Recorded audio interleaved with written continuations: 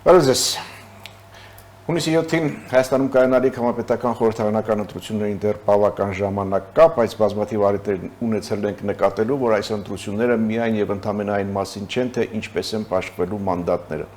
Այս ընտրությունները միայն եւ ընդամենը այն մասին չէ, թե որ ուժը կամ ուժերն են ձևավորելու իշխանություն։ Այս ընտրությունները պատասխանելու են մեկ հիմնարար հարցի՝ ուր է գնում Հայաստանը, ինչ ուղղությամբ է շարժվում Հայաստանը։ Այս համատեքստում բնական է արտաքին ուժերի հետաքրքրվածությունը, ինչու ոչ նաև ազդեցություն ունենալու եւ միջամտելու ցանկությունները։ Այս միջոցին Եվրամիությունը դիտարկում է եւ կարծես թե արդեն ընդունել է որոշումը Հայաստանում հիբրիդային հարձակման արագ արձագանքման խումբ տեղակայելու մասին, իսկ Ռուսաստանը սրան արձագանքում է հայտարարելով, թե արտաքին միջամտությունն ասվածը հենց սա է, որ կա։ Այս ֆոնի վրա Հայաստանում ձևավորվում են բևեռները, ռուսամետներ, արևմտամետներ, բալանսավորողներ, արդեն ուժի մեջ են մտել նաև այն փոփոխությունները, որոնք առաջին անգամ կիրառվելու են այս ընտրությունների ժամանակ, բայց այս ամբողջ համատեքստում կարևոր է մեկ հարց. Հայաստանի ընտրությունը միայն ընտրական տեղամասերում է, թե նաև աշխարհաքաղաքական քարտեզի վրա։ Իսկ տարածաշրջանի քարտեզում եւս հետաքրքիր զարգացումներ կան, մասնավորապես Իրանի շուրջ զարգացումները եւ այս համատեքստում կանդրադառնանք նաև Հնդկաստանի վարչապետի Իսրայել կատարած այցին։ Այս հարցերի շուրջ ենք զրուցելու առաջիկա 30 րոպեների ընթացքում, սա ազատ զրույցն է Free News-ի եթերում, որտեղ համադրվում են փաստերը, կարծիքները, գնահատականները եւ կանխատեսումները։ Զրուցակիցս Ազատ քաղաքացի կազմակերպության նախագահ վերլուծաբան Հովսեփ Խուրշուդյանն է։ Բարև ձեզ։ Բարև ձեզ։ Սկսենք ընտրություններից, ընդհանուր գնահատական։ Ինչի մասին են այս ընտրությունները։ Այս ընտրությունները, ինչպես ես նշեցի, միայն եւ ընդամենը մանդատների պաշտպանման մասին են, իշխանության ձևավորման մասին են, թե ավելի լայն քաղաքական, եթե կուզեք, աշխարհաքաղաքական համատեքստ ունեն։ Ակնհայտ է, որ աշխարհաքաղաքական համատեքստը շատ մեծ է, շատ կարևոր է այս ընտրություններում, եւ դա կապված է նրա հետ, որ Ռուսաստանը դուրս է մղվում հետխորհրդային բոլոր երկրներից, ըստ էության, եւ փորձում է կարճած մնալ առնվազն այնտեղ, որտեղ որ թույլ օղակ է համարում, հա, ոնց որ օրինակ Հայաստանում, եւ ես կարծում եմ, որ դա իրենից լուրջ վտանգ է ներկայացնում Հայաստանի համար, Հայաստանի ինքնիշխանության համար, որտեղ հիմա Ռուսաստան չի թաքցնում, որ իր փորձագետների, շատ պաշտոնյաների, նաեւ շուրթերով չի թաքցնում, որ ինքը չի պատրաստվում համակերպվել ինքնիշխան պետությունների հետ իր սահմանի երկայնքով։ Այսինքն նույնիսկ թվարկում են այդ պետությունները, Հարավային Կովկասի պետություններ, Կենտրոնական Ասիայի պետություններ, եւ ասում են, որ ով ասաց, որ այդտեղ ինքնիշխան պետություններ պետք է լինի։ Եվ դրանք բոլորը պետք է միավորվեն Ռուսաստանի հետ։ Հիմա անունը կդնեն Ռուսաստան, Բելորուսի պես ինչ-որ դաշինքի պես մի բան, թե միանգամից ավելի անկեղծ կասեն, որ դա լինելու է մեր ծայրագավառները, այդ արդեն երկրորդ հարցն է, կարևոր իրենց մտադրությունն է, նպատակադրումն է եւ որպես առաջին քայլ իրենց գործուղված այս խամաճիկներին ուզում են կարգեն իշխանություն տարբեր երկրներում, ոնց որ Հայաստանում, հա, մի նախկին իրենց օլիգարխներից մեկին գործուղել է, ինչ ստացվեց, հիմա մեկ այլ օլիգարխ են գործուղել, այն հույսով, որ նա կհամագործակցի այստեղ 5-րդ Շարասյան այլ ուժերի հետ եւ կկարողանան Գյումրի 2 անել, այսպես ասած, հա, որտեղ որ կոմունիստական կուսակցության ներկայացուցիչ Գյումրու լեզվով ասած Թոբաթե մի կոմունիստ էլ նա էր, հա, ուրեմն Վարդանիկ Ղուկասյանը ընտրվեց չլինելով մեծամասնության քվեներ ստացած անձնավորություն, ընտրվեց քաղաքապետ։ Եվ միանգամից անցավ ուրեմն Թալանի իր սիրված գործին, կոռուպցիայի։ Դե հիմա այդ բևեռները ձևավորվում են պայմանական ասած ռուսամետ դաշտում, ինչպիսին է հանրագումարային ներուժը եւ ձեր ասած Գյումրի 2 ստեղծելու արդյունքում ստանալու դրա հեռանկարը։ Դե ես մի անգամ արդեն նշել եմ, որ առնվազն 3 տեսանելի ուժեր է, որոնք որ այդ դաշտում են խաղում։ Սամվել Կարապետյանի իրենց ձևով դաշինքը, Ռոբերտ Քոչարյանի շուրջ միավորվող ուժերը եւ Գագիկ Ծառուկյանի շուրջ միավորվող ուժերը, այդ երեքն էլ ռուսական դաշտում են խաղում եւ իրականում այդ երեքից մենակ մեկն է, որ վարչապետի տեխնացու կարող է լինել, հա։ Դա Ռոբերտ Քոչարյանն է։ Ակնհայտ է։ Հիմա շատ չեն աֆիշավորում դա, նույնիսկ այս վերջին շրջանում սկսեցին նույնիսկ ասել, որ չէ, իհարկե նախկիններից ոչ մեկ չի լինելու։ Հա դե ասում դու էլ ասա։ հիմա այս տարբերակն է իրանց դեպքում ունես չի որ քիչ ստեր են ասել, որ այս միսուտն էլ չասեն, ինչ եթե չվախեցնեն ուրեմն ընտրողներին, հասկանալով, որ եթե ընտրողները գիտեն, որ այս 3-ն էլ Ռոբերտ Քոչարյան պետք է տանեն վարչապետ կարգեն, մենակ Ռոբերտ Քոչարյանի ընտրողները կուզենան այդ 3-ին ընտրեն, 3-ից որևէ մեկին, այն մնացածը, որ որևէ դեպքում Ռոբերտ Քոչարյանին ձայն չեն տա եւ կգնային այս երկուսին կընտրեն հույսով, որ Սամվել Կարապետյանը կամ Գագիկ Ծառուկյանը պետք է վարչապետ լինեն, բայց որ իմանան, որ չեն լինելու սրանք վարչապետ, եթե նույնիսկ հաջողության հասնեն պարլամենտում, այլ տալու են Քոչարյանին իրենց ձայները, բնականաբար չեն ընտրի։ Դրա համար այսպես մանիպուլատիվ բան են հիմա մեթոդաբանություն են ընդունել, որը որ շատ վտանգավոր է։ Չնայած օրինակ Գագիկ Ծառուկյանը անկեղծ ասում է, որ ինքը չի պատրաստվում։ Չի պատրաստվում, հա, Գագիկ Ծառուկյանը չի պատրաստվում, բայց ասում է վարչապետի տեխնացուներ ունի, մեկը չէ, 3-ը։ Իսկ Սամվել Կարապետյանի տեսական հարթության մեջ ենք խոսում, որովհետև ընտրությունների արդյունքներ պիտի լինեն նախ պիտի։ Հա, պետք է հաղթեն։ Հա, այդ տեսական ճանապարհը, որ նրանք հայտարարում են, որ մեր տեխնացուն Սամվել Կարապետյանն է եւ սահմանադրագետներ, իրավաբաններն էլ հիմնավորում են, թե ինչպես դա կարող է լինել օրենքի շրջանակներում, չգիտեմ, 2-րդ, հետո սահմանադրության փոփոխություն եւ այլն։ Սա իրականությանը մոտ սցենար է, տեսական նույնիսկ հարթության մեջ։ Բացարձակ անիրատեսական ինչ որ բաներ են առաջարկում, այդ ամբողջը մանիպուլյացիա է նրա համար, որ այն մարդիկ, որ ձայն կտային Սամվել Կարապետյանին, եթե հույս ունենային, որ իրենք ինքը դառնալու է վարչապետ, այդ մարդիկ չհիասթափեն գնան իրեն ընտրեն։ Դրա համար է արվում, որովհետև ակնհայտ է իրատեսական չի։ Այս բոլորը արվում են, որ ինչ որ ձայներ խափեն, փախցնեն, հետո այդ ձայների անունից Ռոբերտ Քոչարյանին բերեն վարչապետ սարքեն։ Դա է ամբողջ պլանը։ Պատահական չի, չէ՞, Ռոբերտ Քոչարյանի թիմակիցները գնացին, գործողվեցին Ծառուկյանի դաշինք, հա, Արմեն Գևորգյանից սկսած, այնտեղ Թևանյան եւ այլն, մենք չգիտենք ովքեր են այդ մարդիկ։ Նույնը Սամվել Կարապետյանի դեպքում, այնտեղ ճիշտ է, այդպես անհատապես չեն հրավիրել այդ կարգի մարդկանց, բայց ամենայն դեպս այնտեղ էլ այնպես չի, որ իրենք ինքնուրույն որոշում կայացնողներ են։ Մոսկվայից ինչ կասեն, դա էլ կանեն, ոնց որ Մոսկվայից ասել են գնա մասնակցի ընտրություններին, հենց էլ կասեն ձայները կտաս Քոչարյանին։ Կարծում եք, այս պայմանական ասած ռուսական դաշտում այս 3 բևեռներն են լինելու եւ ոչ թե էլի ռեսուրս ունեն, էլի մի բևեռ ստեղծելու, ասենք շեմը հաղթարելու, որպեսզի վերջնաշնորհքի վրա ազդեցություն ունենա։ Չեմ տեսնում ապրելու երկիր, հայակվեր, բան, տարբեր կուսակցություններ։ Շեմ հաղթարելու շանս ունեցող էլ ուժեր այնտեղ չեմ տեսնում, դրա համար անիմաստել եմ համարում անդրադառնալ դրան։ Իսկ պայմանական ասած Եվրոպական դաշտում ինչ է տեղի ունենում, ինչպեսին նրանց ներուժը, հավակնությունները։ Դե Եվրոպայի դաշտում ուժեր կան, որոնք մտածում են, որ իրենք ինքնուրույն էլ կուսակցական ցուցակով կարող են գնալ եւ ազգային ժողովում տեղ զբաղեցնել եւ դրա համար էլ զուտ կուսակցական շահերով են որոշել առաջնորդվել, չնայած իշխանություններին կոչ են անում չառաջնորդվել կուսակցական շահերով, այլ ավելի գլոբալ մտածել, երկրի շահերով նաեւ առաջնորդվել։ Կան ուժեր, որոնք որ փորձում են ինչ-որ համախմբման գործընթացներ իրականացնել, բայց չգիտեմ ինչքանով կստացվի, մի տեսակ այսպես տխուր իրավիճակ է այնտեղ տիրում, համենայն դեպս այն համախմբումը, որ կար Եվրաքվեի շուրջ եւ Եվրադաշինքը, միջև այդ Եվրաքվեն, ժողովրդարական ուժերի հարթակը, չգիտեմ, քաղաքացիությունը իրենց կախված ամեն ինչ արեց, որ համախմբի այդ քաղաքական ուժերին եւ որոշ շրջանում ինչ որ խնդիրների շուրջ այդ համախմբումը ստացվեց։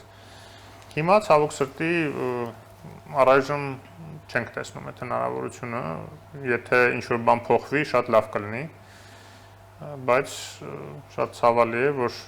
որևէ այլ ընտրանք, ինչ-որ կոնսոլիդացված այլ ընտրանք մի կողմից իշխանություններին, մյուս կողմից ակնհայտ այդ ռուսական ուժերին, կարծում եմ վտանգ կա, որ չկարողանա ներկայացնի արևմտամետ կամ եվրոպամետ կամ ինքնիշխանության ջատագով ոնց կուզեք այդ ընդդիմությունը մեր, որը որ շատ հարգելի մեր գործընկերներն են, բայց ցավոք սրտի էլի հին ուրեմն տրամադրություններով, հին մեթոդաբանությամբ են առաջնորդվելու, ոնց որ 21 թվականին։ Իսկ իշխանության դաշտում ինչ կա կառավարող կուսակցության հաշվարկները ինչպիսին են ձեր կարծիքով թիվ թվաբանությունը այս ամբողջ վերատասավորումներին։ Ես հույս ունեմ, որ առաջիկայում IRA-ի հարցումները մենք կտեսնենք, որտեղ խոստացել են փետրվարի վերջ մինչև կարծես թե այդպեսի լուրջ որտեղ խոստացել է լուրջ դրա նախորդող հարցումներն են եղել, թե սա առաջինն է։ Չէ, ամեն տարի անում են։ Ամեն տարին գիտեմ։ Վերջին շրջանում չի եղել։ Չի եղել։ Անցած տարի եղավ մեկ էլ։ Եվ քանի որ միակ ինչ որ հեղինակավոր աղբյուրը սոցհարցումների տեսակետից իրենք են եւ անկողմնակալ մեր համար համենայն դեպս, որտեղ դե գիտեք իշխանությունները ասում են հա մենք մեր համար հարցումներ անում ենք եւ խնդիր չունենք, այն ռուսամետները ասում են մենք արել ենք հարցում ենք խնդիր չունենք, բոլորը կամ առաջինն են կամ ինչ որ մարդիկ ասում են մենք երրորդն ենք սոցհարցումները, մի խոսքով տենց ինչ որ թվաբանություն են ասում որ լուրջ չեմ համարում անդրադառնալը դրան, որտեվ պոպուլիստական նկատառումներով ինչ թիվ ասես կարող են կրակել։ Հիմա սպասենք տեսնենք AR-ը ինչ կասի, բայց ակնհայտ է որ հիմնական պայքարը գնալու է չկողմնորոշվածների ձայների համար, որոնք այսօր մեծամասնություն են։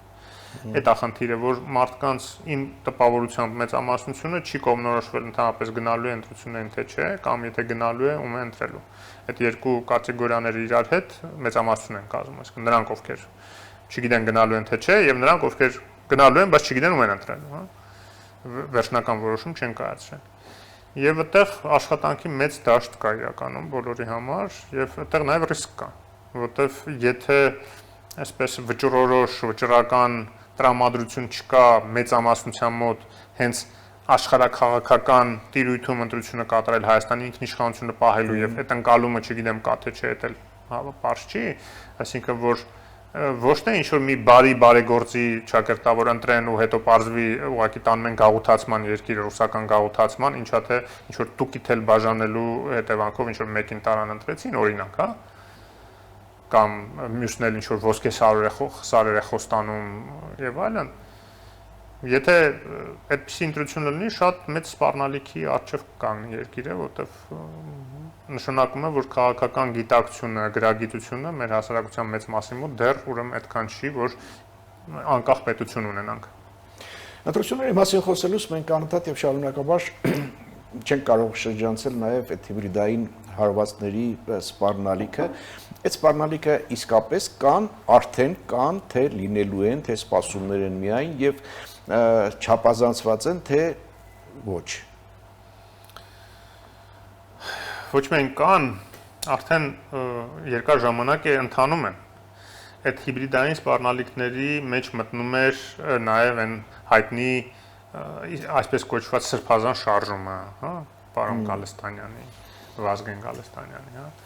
Եկեղեցու ներքաշման փորձերը քաղաքական գործընթացի մեջ, դա էլ է հիբրիդային սպառնալիքի մաս։ Այն կեղծ տեղեկությունները, դեզինֆորմացիան, ապատեղեկատվությունը, որ տարածում էր, ո՞վ հեսա 100 մզկիթ կառուցելու Նիկոլ Փաշինյանը, հեսա կամ չգիտեմ, այդ կարգի բան, հեսա 300,000 ադրբեջանցի են բերելու այստեղ բնակեցնել եւ այլն։ Այդ բոլորը վախեր առաջացնող սարսափեցնող հասարակությանը 21 թվին սարսափեցնում են Ադրբեջանի ուղիղ հարձակման, իրոք ռուսները հրահանգեցին, Ալիև այն ժամանակ մոտիկ են իրար հետ լավ են, հարձակվեց, ինչ որ տարածքներ գրավեց, բայց հիմնականը սարսափեցնելու նպատակ ուներ, որ տեսեք դուք առանց ռուսների ոչինչ չեք կարող անել, իսկ եթե ռուսներին ուզում եք որ գան ձեզ օգնեն, պետք է իրենց խամաճիկին ընտրեք, Ռոբերտ Քոչարյանին։ Բարեբախտաբար չստացվեց անցած անգամ այդ սարսափեցումը եւ մարդիկ հասկացան, որ երկիր կարող է կորցնենք, հա, բերենք այդ անձնավորությունը նախքին այդ գանձագող ուզուրպատորին նորից բերենք դարձնենք ղեկավար երկրի։ Չարեցին, բայց հիմա, քանի որ այլ մանիպուլյացիոն բաներ են օգտագործում եւ հենց Ռոբերտ Քոչյանի դեմքով չեն հանդես գալի, այլ տարբեր դեմքերով են հանդես գալի եւ մեծ փողեր են շրջանառում եւ կա նաեւ հիասթափություն հասարակության մեջ եւ նաեւ իմ համար օրինակ հիբրիդային սպառնալիք է, որ մարդկանց ովքեր որ հա ինչ որ ֆինանսական կարիքներ ունեն, խնդիրներ ունեն, ընտանիք պահելու հարց ունեն, իրենց կարծիքով ընտանիք պահելն է, դե ճոխ պետք է պահեն։ Հիմա ընտանիք պահելու համար պատրաստ են ծառայել Սամվել Կարապետյանին, Ծառոկյանին, հա։ Այդ էլ է իմ համար հիբրիդային սպառնալիք, որ մեր հասարակության մի մասին փչացնում են ուղղակի, հա, որ պատրաստ են այդ մարդիկ այսպես կոչված ընտանիք պահելու համար զոհաբերեն երկիրը, դե իրանք իրանց ոչ են ազնիվ ասում, որ իրենք պետության դեմ են աշխատում, իրենք ասում են դե ինչ ա եղել, որ բարի մարդ է, լավ մարդ է, իրենք էլ պայքարում են վախի մթնոլորտի դեմ, այստեղ բռնատիրություն է պարզվում, իրանք էլ ազատատենչ մարդիկ են, էլ իրենց որոշել են ասենք սա կյանքում տենց առանձնապես խնդիր չեն ունեցել նախկին իշխանությունների ժամանակ, որ ազատություններ չեն եղել, որ դրա դեմ պայքարեն, որ ազատություն հաստատվի երկրում, բայց հիմա հանկարծ պարզվում է բռնատիրություն է, իրանք էլ բռնատիրության դեմ են պայքարում, փողի համար չեն իրանք տենց պայքարում, հա, այդտենց ներշնչել են որոշ մարդիկ իրանց ու այդտենց տեղերում լիքը մարդ ծառայում է այդ խամաճիկներին ռուսական։ Մեծ հաշվով ձեր գնահատմամբ ինչպիսին է Հայաստանի կարողությունը դիմագրավել այդ հիբրիդային հարվածներին, ինչ կարելի է ասել Եվրամիության Հայաստանում հիբրիդային արագ արձագանքման խմբի տեղակայման այս որոշման մասին եւ ինչ կարելի է ասել այս որոշման մասին Ռուսաստանի արձագանքների մասին։ Փոքր դադարից հետո շարունակենք, կվերադառնանք Վարդան Էրած։ Հիշեցնեմ, սա Ազատ զրույցն է Free News-ի եթերում, ես զրուցում եմ Ազատ քաղաքացի կազմակերպության ղեկավար վերլուծաբան Հովսեփ Խուշուձյանի հետ, պարոն Խուշուձյան, ընտրությունների համատեքստում մենք եկանք հասանք հիբրիդային հարվածներին, Հայաստանի կարողություններին դիմագրավելու առումով, Եվրամիության որոշմանը Հայաստանում հիբրիդային արձագանքման, արագ արձագանքման խումբ տեղակայելու եւ Ռուսաստանի արձագանքին։ Մի հատ ասեք, այդ խումբը թե ինչպես է ձևավորվել, ինչ քննարկումներ են եղել, ես տեղյակ չեմ։ Եթե իշխանությունների հետ քննարկել որոշել են, ես կարծում եմ ճիշտ կլինի իշխանություններին հարցնեք, իրենք կպատասխանեն։ Քաղաքասարակության հետ, համենայն դեպս քաղաքասարակության այն մասի հետ, որը որ տարիներ շարունակ պայքարել է հենց եվրոպական ինտեգրման համար Հայաստանի եւ դրա համար նաեւ հարձակումների է ենթարկվել, այդ թվում քաղաքասարակության մեկ այլ հատվածի կողմից, այս քաղաքասարակության հատվածին որևէ կերպ չեն ներգրավել։ Ես չգիտեմ ինչ խողովակներով, ինչպես է այդ ամեն ինչը աշխատում, բայց շատ մտահոգիչ է իմ համար, որ քաղաքասարակության հետ ամենայն դեպս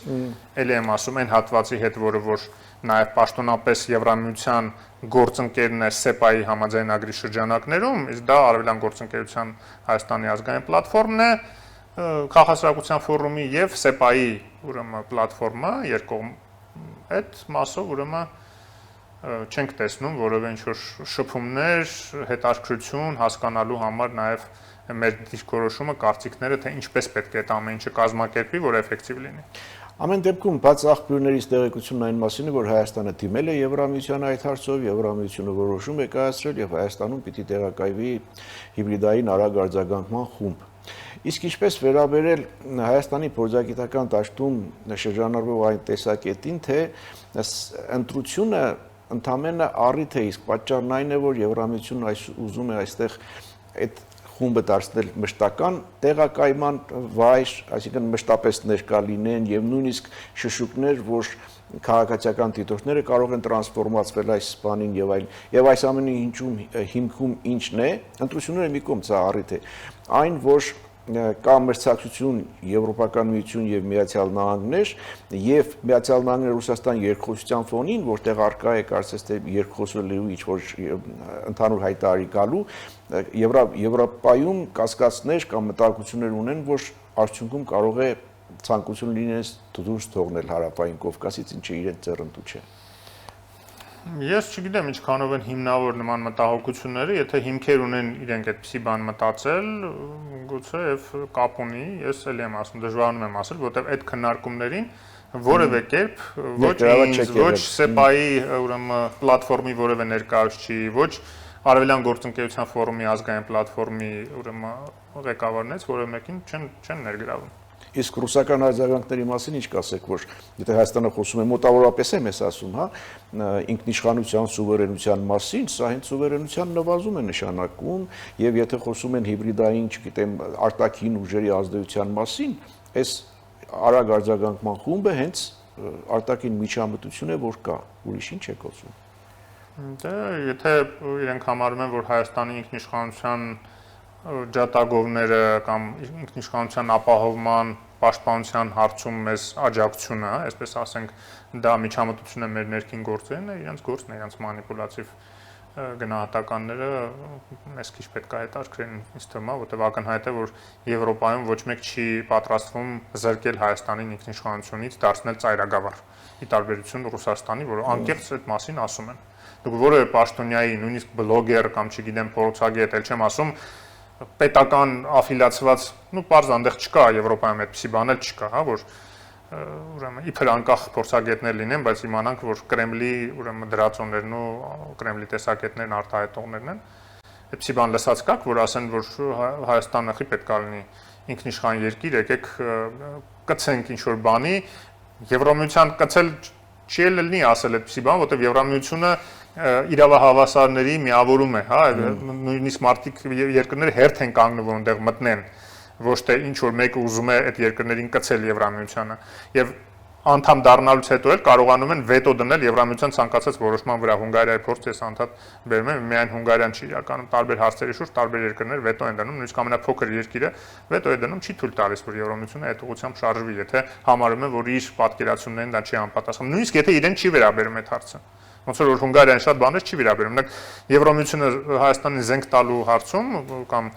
ռազմական օժանդակություն տվյալ դեպքում զենք չէր, այլ ավելի այսպես ոչ ոչ հարցակողական օգնություն էր, հա, օրինակ հիվանդանոցներ, ռազմական հիվանդանոցի կառուցում էր, հիմա այս միսով այլ բաներ են տրամադրելու, բայց Հունգարիայի ինչ գործն է, չէ՞, թվում է, թե որ Հայաստանը օժանդակում է, բայց վետո էր դնում անդադ, մինչև որ զորով անցած տարի դեկտեմբերին հաղթահարեցին։ Բայց ուզում եմ ասեմ, այդքան իրավունք ու լիազորություն ունի ցանկացած Եվրամիության երկիր, որ չենք կարող ասել, որ դա կցվում են Եվրամիության եւ կորցնում են իրենց ինքնիշխանությունը։ Ոչ, շատ ավելի ինքնիշխան են դառնում, այն իմաստով, որ հսկայական Եվրոպայի որոշումների վրա կարողանում են սկսում են ազդել։ Իսկ իշխանությունների թեզերն ու գործողությունները որքանով են արդյունավետ այս նախընտրական շրջանում։ Տարբեր, ասենք, չգիտեմ, թոշակների հարցից սկսած մինչև բեցխաղաղության օրակարգ։ Թոշակների մասով ասում են, դա ընտրակաշարք է, դա պետական ծրագիր չէ, որտեղ է պետական ծրագրի եւ ընտրակաշարքի նուրբ սահմանակիցը։ Այն որ պետք է թոշակները բարձրացնել, դրա մասին պահանջում են բոլորը, եւ հասարակությունը, եւ քաղաքասարակությունը, եւ թոշակառուները նախ եւ առաջ իրենք, հա, եւ որոշ ընդդիմադիր ուժեր պոպուլիստական դրդապատճառներից, որտեղ իրենց ժամանակ միշտ ցածր է եղել այդ թոշակները, այդ թվում այդ իրենց ձևով շարժման ներկայացուցիչը, երբ որ Սերժ Սարգսյանի աշխատակազմի ղեկավարն էր, թոշակները չնչին, գրոշներ են ուղղակի եւ 19000 կարծեմ։ Հա, եւ իրենց դա չէր հետաքրքրում բացարձակ։ Բայց հիմա հանգարց իրենց հետաքրքրեց եւ իրենք էլ բոլորի հետ միասին պահանջում են թոշակները բարձրացնել։ Է պահանջում են, հիմա բոլորը պահանջում են, այս իշխանությունը ընթരാճ գնաց եւ բարձրացրեց։ Հիմա ասում են, օ, ինչի բարձրացրեցիք, դա արեցիք, որ ընտրություններից արել է։ Ասենք ինչքան կարելի է անլուրջ լինել այդ աշխանի, ասենք մեծ հաշվով խաղաղության օրակարգ այն նարատիվները, որ տեսեք մենք բերել ենք խաղաղությունը եւ այս վերջին ժամանակները եւ առաջին տարին, որ հայ-ադրբեջանական սահմանին կրակոցների ձող չեն եղել եւ այլն, սա ինչ հանրային ընկալում ունի արդյունավետության առումով, հանրային տրամադրությունները իշխանությունների նկատմամբ դրական գեներացնելու առումով։ Իհարկե կարևոր է, որ չկան զոհեր սահմանին, կարևոր է, որ խաղաղության գործընթացը սկսվել։ Հույս կա, որ մինչև ընտրությունները գոնե նաև վերջնական կստորագրվի այդ խաղաղության պայմանագիրը։ Դա եւս մեծ դրական բան կլինի երկրի համար, բայց նաև դրական կլինի իշխանությունների համար։ Որովհետև Ադրբեջանը անդադ ասում է կլինի ստորագրությունը, երբ որ սահմանադրությունը է։ Տարբեր խոսակցություններ կա, չեմ բացառում, որ այո, միջև է լինի, բայց համենայն դեպս նույնիսկ եթե չլինի այդ խաղաղության գործընթացը արդեն ինքնին էապես լիցքաթափում է մթնոլորտը տարածաշրջանում, ինչը իհարկե ընտրությունների նախաշեմին դրական է, իշխանությունների ձեռքբերում ներկայացնելու տեսակետից իշխանությունների համար դրական է։ Եվ այդ առումով իհարկե շատ ավելի կոնստրուկտիվ դաշտում կարելի է դիտարկել ընտրությունները, հա, եւ այս քննարկումները, որ էլի ապակառուցողական, էլի ավելի շատ ինչ որ իրար վիրավորելու դաշտում կարելի է վերջապես դրանից հրաժարվել եւ հասկանալ մի հատ պետությունը ոնց են կառուցում, ոնց են շարունակում կառուցել եւ զարգացնել։ Մեկը մի բան, մի փաստարկ բերել, մի առաջարկաներ, որ հասարակությունն էլ ըստ դրա կողմնորոշվել։ Ոչ թե ըստ նրա ով ավելի ուժեղ կա մեղադրի մյուսին, թուրք, դավաճան, չգիտեմ, Էրդողանի խամաճի կամ չգիտեմ ինչ լինելու համար, այլ իրոք լուրջ բաներից խոսային եւ մարդիկ էլ հասկանային, որին ում ընտրեին ինչի համար։ Բայց էլ եմ ասում, քանի որ աշխարհաքաղաքական է, ասենք պոպուլիզմի էլեմենտը շատ է, ասենք մանիպուլյացիաները, կեղծիքը, բանը այդ շատ է, որտեղ հետին նպատակը ոչ մեկ չի բացահայտում իրենց։ Հա, ճիշտ է, նաև չեն կարողանում ասել, որ Ռուսաստանից ավելի անկախ պետք է լինեն, որ Ռուսաստանը Հայաստանի դեմ, Արցախի դեմ ինչ ասես արեց, այդպիսի բաներ չեն ասում եւ երևում է դրանից, որ իրենց արգելված է նման բաներ ասել։ Բայց նաև նես բացահայտել չեն ասում, որ տանելու են դարձնեն ծայրագավառ Հայաստանը Ռուսաստանի եւ շարունակելու է Ռուսաստանը արդեն իրենց օրոք, եթե Աստված չանի հանկարծ ստացվի իրենց մոտ իշխանության գալ, Հայաստանի շահերը զոհաբերել, նոր տարածքներ գուցե զոհաբերել, ինչա՞ թե ռեսուրս է էլի Ռուսաստանի համար դառնալու Հայաստանը հերթական անգամ, ասենք, թուրքերին, ադրբեջանցիներին ինչ որ մուծումներ անելու մեր հաշվին, որ նրանցից ավելի շատ բան են ստանալ, քարուստ երկրներ են, ավելի մեծ աշխարհակահաղական կշիռ ունեցող Հիմա չեն կարողանում Հայաստանը օգտագործել նրանց ախորժակները բավարարելու համար, որտեղ անկախացել է շատ թե քիչ Հայաստանը, դրա համար ուզում են այդ իրավիճակը փոխեն։ Եվ հայերի ձեռքով են ցավոք սրտի դա անում, նաև էլի եմ ասում, այն տասովշիկների, որոնք ընկած այսօր ձեն են հավաքում այդ մարդկանց համար։ Իսկ Հայաստանը ինչպես է առերեսվում այդ փաստի հետ։ Տեսեք, մի կողմից Հայաստանը դիմում է Եվրամիությանը, որպեսզի արտաքին սպառնալիքների դեմն առնելու համար օգնություն տրամադրի, իսկ կողմից Հայաստանը ամենաբարձր մակարդակով հայտարարում է, որ Ռուսաստանը մեր բարեկամն է, մենք որևէ խնդիր չունենք, սերտ բարեկամական հարաբերություն ունենք, Լեհաստանում էլ այդպիսի հայտարարություն է եղել։ Սրանք դիվանագիտություն են իրար նորմալ թե իրար հակասող բան։ Դե բահու չեն հայտարելու պատերազմ Ռուսաստանին, պարզա որ պետք է փորձեն մաքսիմալ հարաբերությունները պահպանեն։ Անենց չի որ Հայաստանը շահագրգռված է էսկալացիայի մեջ Ռուսաստանի հետ հարաբերությունների հետ։ Ռուսաստանն ամեն ինչ անում, որ այդ էսկալացիան տեղի ունենա, որտեղ ուղիղ մեր ինքնիշխանության դեմ քայլեր անում։ Եթե չանի այդպիսի քայլեր, էլ որովհետեւ այդպիսի խնդիր չենք ունենա։ Լավ, գանք նաև տարածաշրջանային զարգացումների, մենք անդադ խոսում ենք Հարավային Կովկաս խաղաղություն հայ-ադրբեջանական հարաբերությունների համատեքստում, բայց կա Իրան, Իրանի շուրջ դարված իրավիճակ, այստեղ ինչ վիճակ է, ինչ զարգացումներ են հնարավոր եւ այս համատեքստում ինչ նշանակություն ուներ Հնդկաստանի վարչապետի այցը Իսրայել։ Տեսեք, տեխնիկապես պատերազմին շատ մոտ է գտնվում Միացյալ Նահանգներն ու Իրանը, մոտ են գտնվում, որտեղ տեխնիկապես ավելի հնարավոր է հիմա, որտեղ Միացյալ Նահանգները հսկայական ուրեմն խմբեր է կուտակել, ուժեր է կուտակել, ավիակիրներ, ինքնաթիռներով, տասնյակներով, հա, ընդ որում եւ միջերկրական ծովում, Կիպրոսի ուրեմն բազաներում եւ Իսրայելում արդեն տեղակայեց ինքնաթիռներ եւ Պարսից ծոցի ուրեմն այդ իր խմբավորումը, այնտեղ գիտեք այնտեղ էլ բազա ունի կատարում եւ այլն եւ այդ ամբողջը այնքան է հագեցած, որ արդեն եթե հրամանը տա Տրամպը, այդ հարձակումը Իրանի վրա կարող է տեղի ունենալ շատ կարճ ժամանակում։ Իրանն էլ զուգահեռաբար չի մեղմացնում իր դիրքորոշումը, շարունակում այդ կոշտ բան եւ ինքն էլ այսպես զորավարություններ է անցկացնում հրթիռային զորքերի։ Եվ այդ առումով շատ մտահոգիչ է իհարկե, պարզ չի թե ինչով կավարտվի, բայց զուգահեռաբար տեսնում ենք ինչ գործընթացներ են տեղի ունենում տարբեր ուրեմն շահերի համադրման, ոնց որ ինչպես նշեցիք, Հնդկաստանի վարչապետ Նարենդրա Մոդին այցելեց Իսրայել եւ շատ լավ ընդունելության արժանացավ, շատ ջերմ, ինքն էլ շատ այսպես մտերմիկ բանակցություններ վարեց եւ պահվածք դրսեւորեց։ Եվ իսրայելյան լրատվամիջոցներին, որ հետևում ենք, խոսքը գնում է նաև հակաթուրքականության հենքով իրար հետ մտերմանալու հարցում, որտեղ դուք գիտեք Թուրքիան Պակիստանի հետ, եւ նաև Ադրբեջանը, հա, այսպես հակահնդկական նարատիվները զարգացնում է եւ վտանգ է ներկայացնում նաև այդ համագործակցությունը Երակոմ Հնդկաստանի համար։ Հնդկաստանը ի հակադրում դրա Իսրայելի հետ ռազմական տեխնոլոգիաների հատկապես համագործակցություն է ծավալում եւ համատեղ